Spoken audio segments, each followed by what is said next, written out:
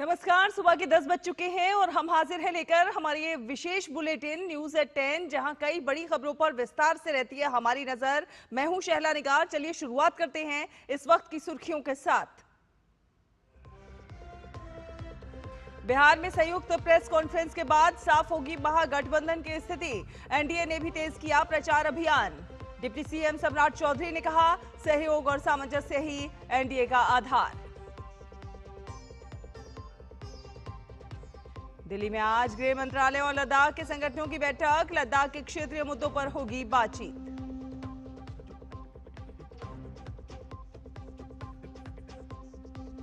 छठ के लिए 12 लाख रेल कर्मचारी दिन रात काम में जुटे। 7,800 अतिरिक्त ट्रेनों का संचालन। भीड़ पर निगरानी के लिए वॉर रूम एक्टिव। रेल मंत्री अश्विनी वैष्णव ने किया जमीनी स्तर पर आकलन।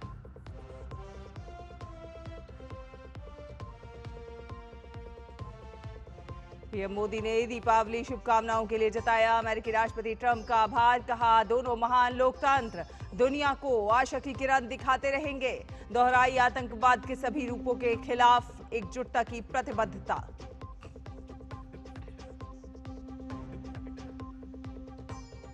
और देश भर में बदल रहा है मौसम। केरल, तमिलनाडु समेत दक्षिण के कई एक राज्यों में आज भारी बारिश का अलर्ट। हिमाचल के मनाली और लाहौल स्पीति में 3 दिन तक बर्फबारी का अलर्ट।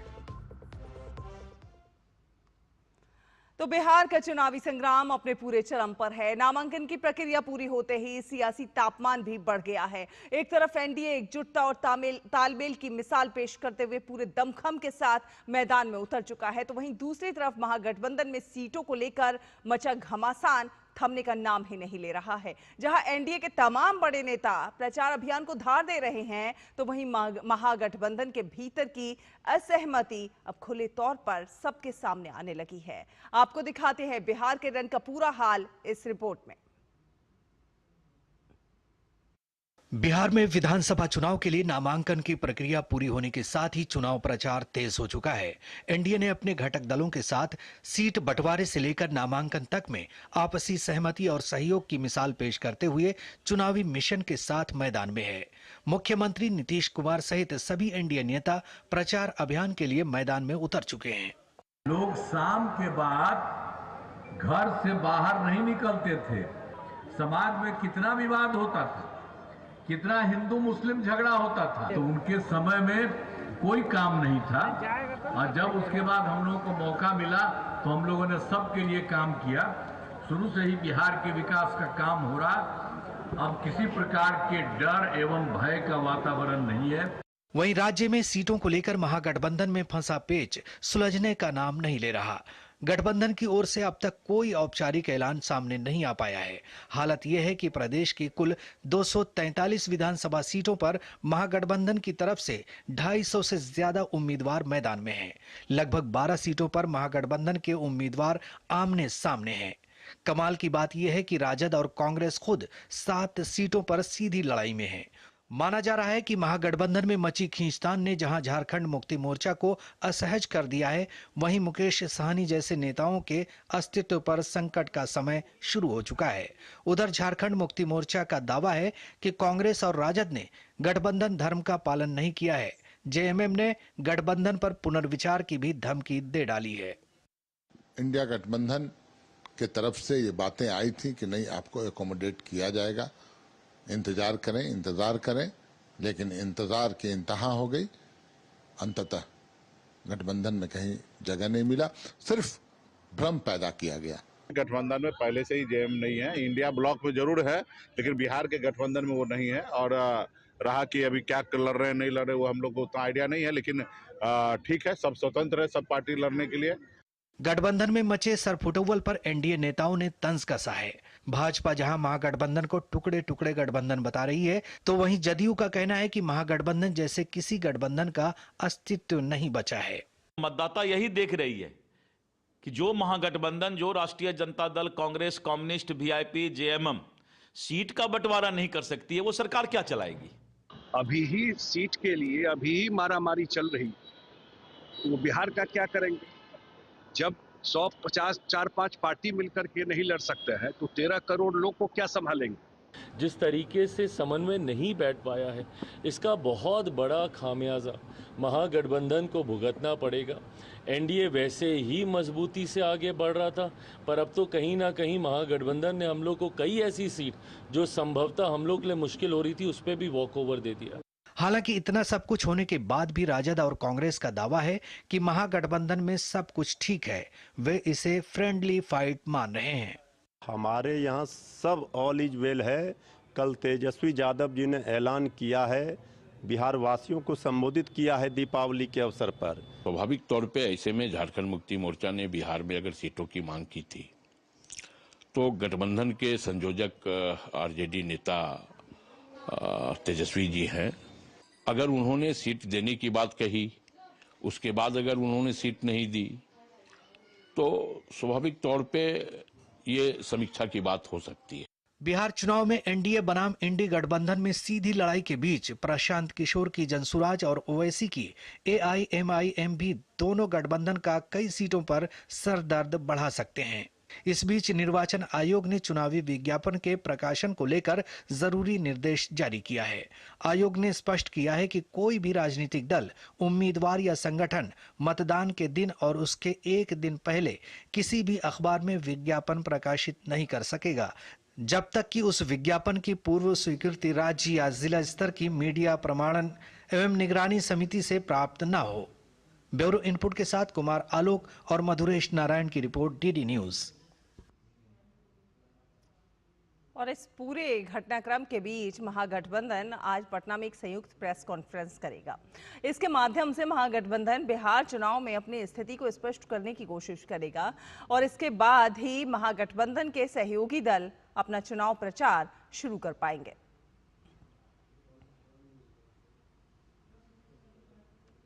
जेएमएम नेता मनोज पांडे ने आज पटना में आयोजित होने वाली महागठबंधन की साझा प्रेस वार्ता पर टिप्पणी करते हुए कहा है कि जेएमएम के साथ नाइंसाफी की गई है। उन्होंने कहा कि जो जेएमएम की पीड़ा थी वो कायम है। हम जब चुनाव से अपने आप को एग्जिट कर लिए, हम बाहर आ गए, तो बिहार में हम गठबंधन में भी नहीं, हमें तो उस लायक ही नहीं समझा गया। तो करें, अब जो लोग चुनाव लड़ रहे हैं उनका प्रेस कॉन्फ्रेंस होगा, क्या कुछ बातें सामने आती हैं। लेकिन जो झारखंड मुक्ति मोर्चा की पीड़ा थी वो तो हमारे माननीय मंत्री ने भी बयां किया, तमाम कार्यकर्ता भी बोल रहे हैं। तो जो भावनाएं हैं कहीं न कहीं वो आहत हुई हैं और जितना बड़ा दिल हेमंत सोरेन जी ने दिखलाया, कई एक ऐसे मौके आए, वो दिल देखने को नहीं मिला बिहार के नेताओं में। तो एक नाइंसाफी मैं बोलूंगा हम लोगों के साथ। और बिहार के उप मुख्यमंत्री और भाजपा नेता सम्राट चौधरी ने एनडीए दलों के बीच सीटों के बंटवारे को लेकर घटक दलों की सराहना की और उनका धन्यवाद किया। उन्होंने कहा कि सभी पार्टियों ने अपनी अपनी सीटों की संख्या घटाई है, इसमें कोई दो राय नहीं है और मैं सभी का धन्यवाद करता हूं। सहयोग से ही गठबंधन चलता है। सभी पार्टियों ने अपने अपने सीटों के नंबर घटाए हैं, इसमें कहीं दो मत नहीं है और मैं सबको धन्यवाद भी देता हूं कि सबके सहयोग से ही गठबंधन चलता है। सभी लोगों की अपेक्षा होती है कि हम बड़ी पार्टी और बड़े स्वरूप में लड़ें। हम भी कभी 160 सीटों पर लड़ते थे, आज पार्टी को समझौता करके हमको, पिछले बार हम 110 पे लड़े, इस बार 101 पे लड़े। आदरणीय मुख्यमंत्री जी ने भी बड़ा दिल दिखाया और 115 लड़ रहे थे और 101 पे लड़ रहे। तो स्वाभाविक है, सभी पार्टियों की इच्छा होती है, इसमें कहीं दो मत नहीं है। लेकिन क्योंकि 243 सीटों में ही बांटने थे, तो सबके साथ सबके विकास की बात है, तो सब मिलकर चुनाव लड़ेंगे तो थंपिंग मेजॉरिटी से चुनाव जीतेंगे। इसलिए सब ने अपने अपनी बातों को रखा जरूर, लेकिन सबके साथ आने की बात अच्छी रही।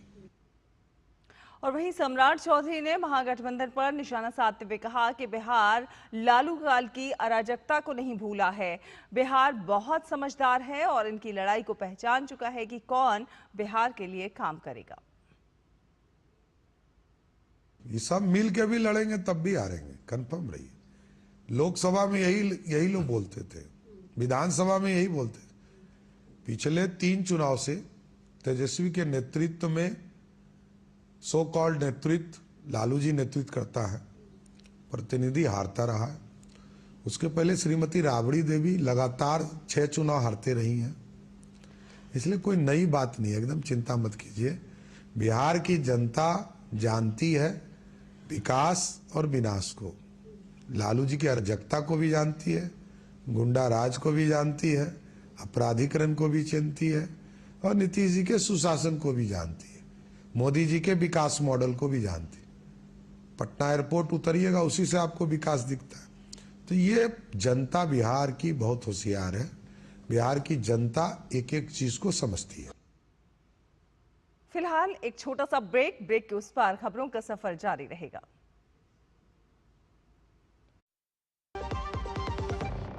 कभी नाच गाना और बेहतरीन खाना, कभी सास बहू की नोक-झोंक में स्वाद का मुस्कुराना, कभी रिश्तों में मुस्कुराहट और स्वाद भरना।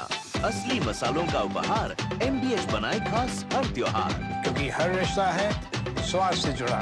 आइए मनाए खुशियों की दीपावली MBH मसालों वाली। मेरी पसंद, मेरी पसंद, मेरी पसंद, मेरी पसंद, हमारी पसंद, हम सबकी पसंद। मजबूत देश का मजबूत सरिया हो गया स्टील। ब्रेक के बाद स्वागत है। DD न्यूज देख रहे हैं आप। आपको बता दें कि दिवाली का खुमार देश भर में चढ़ा हुआ है और अब छठ महापर्व भी आने वाला है। तो जाहिर तौर पर बिहार में छठ का पर्व बड़े ही धूमधाम के साथ मनाया जाता है। लोग इस वक्त अपने अपने घरों को लौटते हैं। रेल यात्रियों की भीड़ को देखते हुए भारतीय रेलवे ने व्यापक तैयारी की है। देश भर में 12 लाख रेल कर्मचारी दिन रात मेहनत कर रहे हैं ताकि ये सुनिश्चित हो सके कि हर यात्री सुरक्षित और समय पर अपने घर पहुंच जाए। रेलवे कर्मचारियों और अधिकारियों के साथ खुद रेल मंत्री इंतजामों का जायजा ले रहे हैं। भारतीय रेल त्योहारी सीजन के दौरान 12,011 विशेष ट्रेनें चला रहा है ताकि यात्रा मांग में तेज वृद्धि को पूरा किया जा सके। पिछले 20 दिनों में 4,211 विशेष ट्रेनों ने 1 करोड़ से ज्यादा यात्रियों को सेवा प्रदान की है। त्योहारों की भीड़ को कम करने के लिए 7,800 और ट्रेनें चलाए जाने की योजना है। त्योहारों की भीड़ के दौरान समर्पित होल्डिंग एरिया के अलावा यात्रियों के लिए MUTS सहित अतिरिक्त टिकट काउंटर, पेयजल सुविधाएं और स्वच्छ शौचालय उपलब्ध कराए गए हैं। अनारक्षित डिब्बों में भी आरामदायक यात्रा मुहैया कराने के प्रयास किए जा रहे हैं। देश भर के बड़े रेलवे स्टेशनों में भीड़ नियंत्रण के लिए पुख्ता तैयारी की गई है। नई दिल्ली में नियंत्रण कक्ष बनाया गया है तो जयपुर में MUTS से सीधे टिकट जारी किए जा रहे हैं। उधना रेलवे स्टेशन पर यात्रियों के बीच 5,000 पैकेज्ड पेयजल बोतल बांटी गई तो तंजावुर जंक्शन पर यात्री स्वच्छ सुविधाओं के साथ वातानुकूलित विश्राम कक्षों का लाभ उठा रहे हैं। रेल मंत्री ने कहा कि केवल दिल्ली क्षेत्र से ही प्रतिदिन औसतन 4.25 लाख यात्रियों को सुविधा दी जा रही है। रेल भवन और सभी जोन और मंडलों में समर्पित वार रूम बनाए गए हैं जो सुचारू प्रबंधन सुनिश्चित करने के लिए यात्रियों के लिए की गई व्यवस्थाओं की निगरानी कर रहे हैं। उन्होंने यात्रियों से बातचीत कर वहां की व्यवस्थाओं का जायजा लिया। उन्होंने प्राथमिक चिकित्सा कक्ष का भी दौरा किया और ड्यूटी पर तैनात डॉक्टरों से बातचीत की। कई पैसेंजर्स को पूछा है, उन सब ने व्यवस्था के ऊपर अच्छा सेटिस्फेक्शन व्यक्त किया है। और किसी एक बहन ने तो कहा था कि 14 वर्षों से वो अपने यही दिवाली छठ पे गांव जाती है, लेकिन इस साल का उनको सबसे अच्छा लगा। मेहनत कर रही है पूरी टीम और करीब करीब अब तक स्पेशल्स में 1 करोड़ से ज़्यादा पैसेंजर्स जा चुके हैं। प्लस ये जो दिल्ली एरिया है, केवल दिल्ली एरिया में on an average daily 4.25 lakh लोग जा रहे हैं। यात्रियों ने भी इस वर्ष की बेहतर व्यवस्थाओं पर संतोष व्यक्त किया। कई यात्रियों ने अपने अनुभव साझा करते हुए कहा कि इस बार व्यवस्थाएं पहले से कहीं बेहतर थीं और पूरी यात्रा सुगम और आरामदायक रही। प्रयागराज, वलसाड़, विशाखापत्तनम और संबलपुर रेलवे स्टेशनों पर यात्रियों ने भारतीय रेल द्वारा की गई व्यवस्थाओं पर संतोष व्यक्त किया तथा अनारक्षित डिब्बों में भी बेहतर सुविधाओं और प्रबंधन की सराहना की। आराम से अंदर आ पाए। दिल्ली की फेवरेट सिटी बिहार में कहाँ? पटना जा रहे हैं छठ की पूजा, वहाँ छठ मैया की व्यवस्था कैसी लगी आपको? बहुत अच्छी लगी। बाहर से अंदर आने में दिक्कत हुई? होल्डिंग एरिया सारा देखा आपने, कैसा है? अच्छा है। अंदर कितना समय लगा अंदर आने में? हमें मुश्किल से 10 मिनट। भीड़ भाड़ तो पिछले 2 साल पहले जब गाँव गए थे, जा रहे थे तो ट्रेन में चढ़े हम दोनों आदमी के, ये बोले अब गाँव नहीं जाना है, कान पकड़ते तो अब से गाँव नहीं जाएंगे। लेकिन इस बार की व्यवस्था बहुत अच्छी। बहुत अच्छी, देखिए पूरा प्रयास है। हाँ, और इसी में आप लोग भी बहुत खुश हैं। कुछ सोशल मीडिया हैंडल यात्रियों में अनावश्यक दहशत पैदा करने के लिए भीड़भाड़ और यात्रियों की असुविधा को दर्शाने वाली पुरानी तस्वीरें और वीडियो प्रसारित कर रहे हैं। रेलवे ने पिछले 5 दिनों में ऐसे 40 से अधिक भ्रामक मामलों की पहचान कर उन्हें चिन्हित किया है। भ्रामक सूचना फैलाने वालों के खिलाफ FIR दर्ज की जा रही है। ब्यूरो इनपुट के साथ निशांत राय और राजेश राज की रिपोर्ट, DD न्यूज। और हमारे संवाददाता निशांत राय ज्यादा जानकारी के साथ नई दिल्ली रेलवे स्टेशन से हमारे साथ जुड़ गए हैं। निशांत, व्यापक तैयारियां की गई हैं छठ पर्व के लिए, रेलवे जो है पूरी तरह से तैयार है। अधिकारियों कर्मचारियों के साथ साथ खुद रेल मंत्री जो है जायजा ले रहे हैं कि किसी प्रकार से कोई असुविधा ना हो। क्या कुछ है अपडेट? देखिए, अगर अपडेट की बात की जाए तो इस समय दिवाली बीत चुकी है, अब छठ महापर्व की तैयारियां शुरू हो चुकी है और बड़ी संख्या में लोग जो है अपने गंतव्य स्थान तक जा रहे हैं। लगभग पिछले 20 दिनों की बात करें 1 करोड़ से ज़्यादा यात्री ट्रेनों का सफ़र कर चुके हैं और अपने गंतव्य स्थान तक पहुंच चुके हैं। इसके अलावा अगर बात की जाए तो रेलवे की ओर से लगभग 100 रेलवे स्टेशन पर होल्डिंग एरिया बनाए गए हैं। 70 रेलवे स्टेशन की अगर बात की जाए तो वहां पर जो है अलग से टिकट काउंटर सेंटर बनाए गए हैं। इसके अलावा बात की जाए तो सभी स्टेशन पर सुरक्षा के विशेष इंतजाम किए गए हैं। AI निर्मित CCTV कैमरा, जिससे कि जांच में आसानी हो और नजर बनाए रखी जा सके। इसके अलावा हर स्टेशन पर कंट्रोल रूम बनाया गया है ताकि यात्रियों को किसी प्रकार की दिक्कत ना हो। वहीं रेल भवन में वॉर रूम बनाया गया है। तो ये कहा जा सकता है कि रेलवे पूरी तैयारी के साथ यात्रियों के साथ खड़ा है ताकि उनको सुविधाजनक और सुरक्षा वाली यात्रा मिल सके और आसानी से अपने गंतव्य स्थान पहुंच सके और छठ महापर्व को सेलिब्रेट कर सके। बिल्कुल, छठ महापर्व एक बहुत बड़ा पर्व है और बड़ी संख्या में लोग अपने अपने घरों को वापस जाते हैं, वहां से फिर बाद में वापस आते हैं। तो इस लिहाज से देखा जाए तो कितनी ट्रेनें चलाई जा रही हैं जो कि अतिरिक्त ट्रेनें हैं। उसके अलावा जब इतनी बड़ी संख्या में लोग निकलते हैं तो कहीं ना कहीं गंदगी का भी एक बड़ा इशू होता है। तो साफ सफाई स्वच्छता के लिए क्या कुछ विशेष इंतजाम किए गए? देखिए, साफ सफाई रेलवे की ओर से लगातार की जा रही है और पूरा विशेष ध्यान रखा जा रहा है। मैं एक बार कैमरा पर्सन से कहना चाहूंगा कि होल्डिंग एरिया की तस्वीर दिखाएं।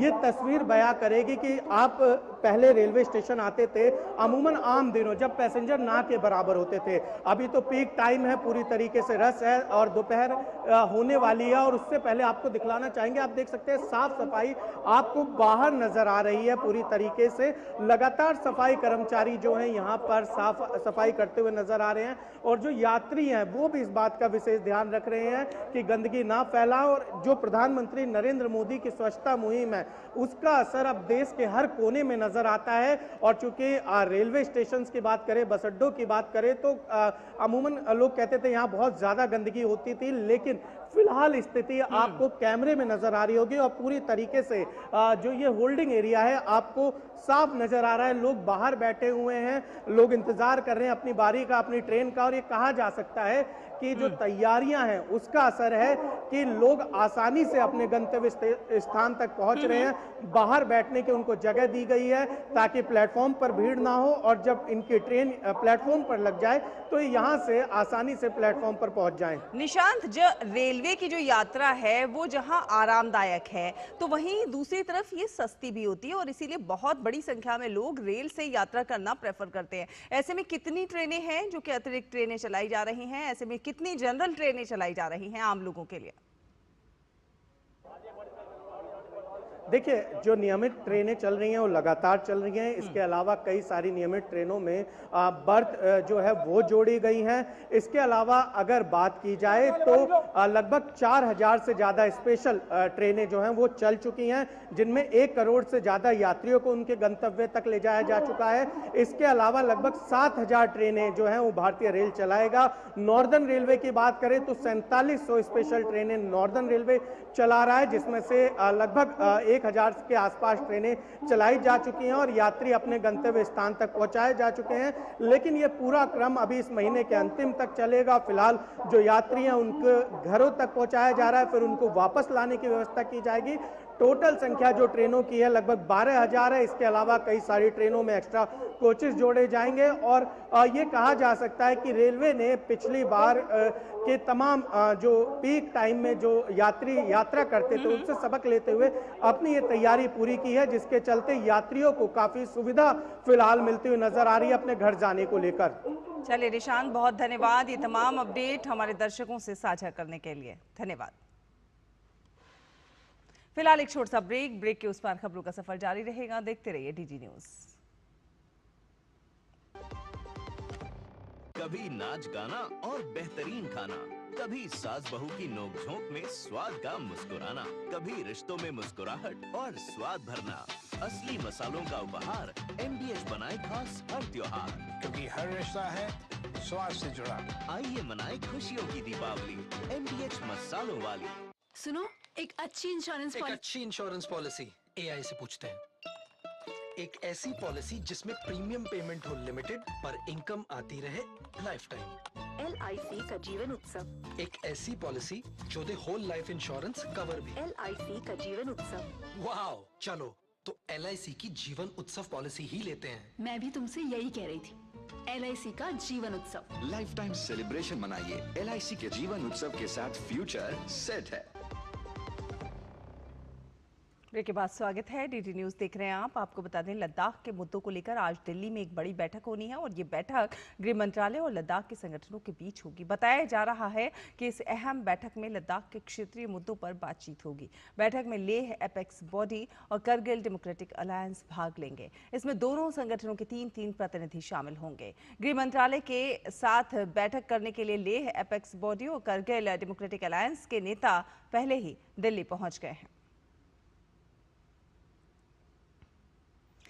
अंधकार पर प्रकाश की विजय का पर्व भारत समेत पूरी दुनिया में हर्षोल्लास और जोश के साथ मनाया गया और इस बीच अमेरिका के राष्ट्रपति डोनाल्ड ट्रंप ने भी अपने ओवल ऑफिस में दिवाली मनाई। व्हाइट हाउस में कार्यक्रम के दौरान राष्ट्रपति ट्रंप ने पारंपरिक पीतल के दिए जलाकर प्रकाश पर्व की शुरुआत की और भारतीय अमेरिकी समुदाय के साथ उत्सव मनाया। इस कार्यक्रम में ट्रंप प्रशासन के कई वरिष्ठ भारतीय अमेरिकी अधिकारी भी उपस्थित रहे। प्रधानमंत्री नरेंद्र मोदी ने अमेरिका के राष्ट्रपति डोनाल्ड ट्रंप को दिवाली की शुभकामनाओं के लिए धन्यवाद दिया है। पीएम मोदी ने एक्स पर लिखा है, राष्ट्रपति ट्रंप, आपके फोन कॉल और दिवाली की हार्दिक शुभकामनाओं के लिए धन्यवाद। प्रकाश के इस पर्व पर हमारे 2 महान लोकतंत्र विश्व को आशा की किरण दिखाते रहें और आतंकवाद के सभी रूपों के विरुद्ध एकजुट रहें। देश भर में आज गोवर्धन पूजा का पर्व हर्षोल्लास के साथ मनाया जा रहा है। इस दिन भगवान श्री कृष्ण द्वारा इंद्रदेव के अहंकार को शांत करने के प्रतीक के रूप में गोवर्धन पर्वत की पूजा की जाती है। श्रद्धालु गायों की सेवा करते हैं, साथ ही साथ गोवर्धन पर्वत का प्रतीकात्मक रूप बनाकर उसकी परिक्रमा करते हैं। मंदिरों में भव्य रूप से पूजा अर्चना की जाती है। वहीं मथुरा और वृंदावन में विशेष रौनक देखने को मिल रही है। और हिमाचल प्रदेश के कुछ एक इलाकों में समय से पहले बर्फबारी शुरू हो गई है। पिछले 24 घंटों में कई जगहों पर अधिकतम तापमान में भारी गिरावट दर्ज की गई है। हिमाचल के मनाली और लाहौल स्पीति के आसपास के क्षेत्रों में बर्फबारी से पर्यटकों में उत्साह का माहौल है। मनाली में रोहतांग टनल और लाहौल स्पीति में ताज़ा बर्फबारी से ठंड बढ़ गई है। मौसम विभाग ने अगले 3 दिनों तक बर्फबारी का अलर्ट जारी किया है, जिससे ठंड और भी ज्यादा बढ़ जाएगी। वहीं मौसम विभाग ने अगले 2 दिनों तक केरल, माहे, तमिलनाडु, पुडुचेरी और कराईकल में मूसलाधार बारिश का रेड अलर्ट जारी किया है। पुडुचेरी और कराईकल में तो आज स्कूल और कॉलेज बंद रखे गए हैं। मौसम विभाग ने आंध्र प्रदेश, तटीय कर्नाटक, दक्षिणी आंतरिक कर्नाटक में भी मूसलाधार बारिश का अनुमान लगाया है। मौसम विभाग ने कहा है कि अंडमान और निकोबार द्वीप समूह, कर्नाटक, केरल, माहे, लक्षद्वीप, ओडिशा और तेलंगाना में अलग अलग स्थानों पर गरज के साथ बिजली और तेज हवाएं चलने की संभावना है। विभाग ने राष्ट्रीय राजधानी में न्यूनतम तापमान 19 डिग्री सेल्सियस और अधिकतम 33 डिग्री सेल्सियस रहने का भी अनुमान व्यक्त किया है।